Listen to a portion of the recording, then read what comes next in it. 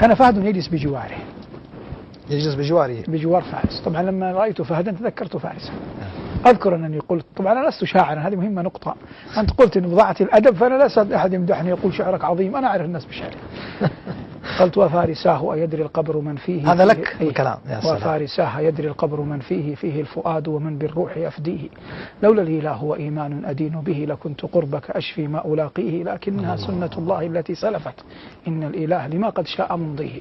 كم من فواجع شتى قد بليت بها، لكن موتك لا شيء يدانيه، لكن موتك أحزاني بأجمعها، يا ليت شعري ماذا أنت لاقيه، نزلت قبرك والأحزان عاصفة والدمع مني حبيس في مآقيه، واريتك الترب لم أدري بما صنعت مني اليدان، ولا ما الكفن يطويه، أبكي عليك إذا ما الفصل أدخله، ولا أراك طليقا في نواحيه، أبكي عليك إذا ما الدرس أشرحه، ولست تكتب ما قد كنت أمليه، أبكي عليك إذا فهد يناظرني قد أخفى في القلب ما الأحزان تبديه، لهفي عليك إذا ما العيد هل على هذه الديار فأين العيد تقضيه، مني هذا قضائي قد رضيت به، فحسبي الله في هم أعانيه، أرجو لك الله في سر وفي علن أن يجعل القبر روضا أنت رائيه، في رحمة الله ابن كان لي أملا قد وسد التربة وانفضت مغانيه. رحمة الله تعالى عليه. الله أكبر يا شيخ، بالله هذا إذا لم يكن الشعر لكن الشعر والله هذا فيه العاطفة نعم، أما الشعر أنا أعرف الشعر. لا والله أنا أراه شعرا جميلا ويحقق، أنا من إكرام الضيف. ولا والله ويحقق. لا يعني لا أستجدي مدحا، لكن أنا أقول أنا صنعتي الأولى النقد، بعرف الناس بالشعر. عندنا محمد من موريتانيا يشاركنا الحال معنا. محمد من موريتانيا معي. السلام عليكم ورحمة الله. وعليك السلام ورحمة الله أخي محمد، أهلا بك. أنا أريد أن أحيي الشيخ صالح تحية خاصة، فلعمري لقد أحببته في الله، أحبك الله. ولا أذكر فيه أبياتا يقول فيهما قائلهما تبدو على الشيخ آثار فكرته، هم على ظهره من فوقه ثقل، فلم ير الشيخ ضحاكا ولا هزلا، كيف السرور وقلب الشيخ يشتعل.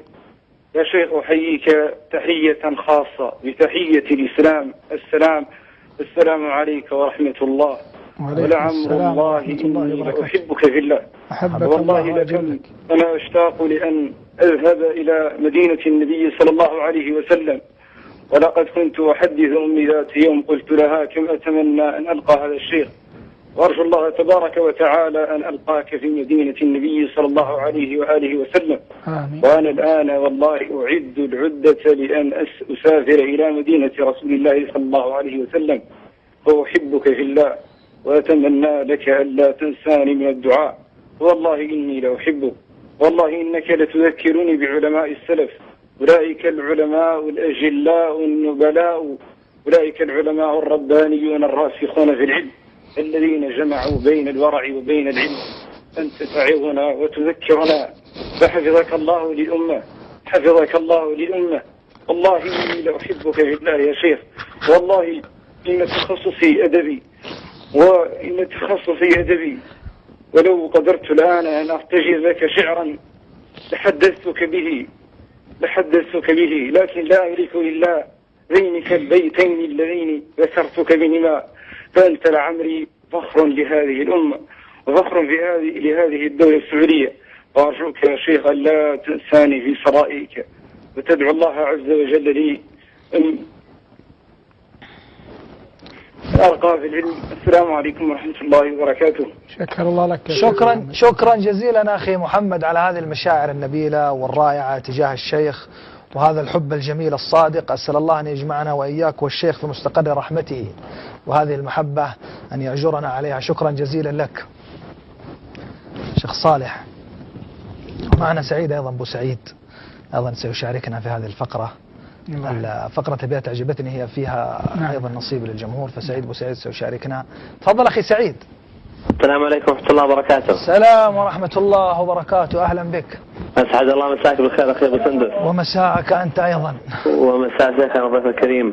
الله يرعاك ويبارك فيك. تفضل أخي سعيد. حقيقة الأبيات كثيرة، والشعر لكل متذوق بحر لا ساحل له، لكن أبيات كلما قرأتها أحسس أني أقرأها من جديد. يا سلام. هي لعلي بن الجهم، نعم. لما قال يمدح المتوكل في قصيدة أولها وهي مشهورة لكنها جميلة بجمال تقديمك يا بسندس.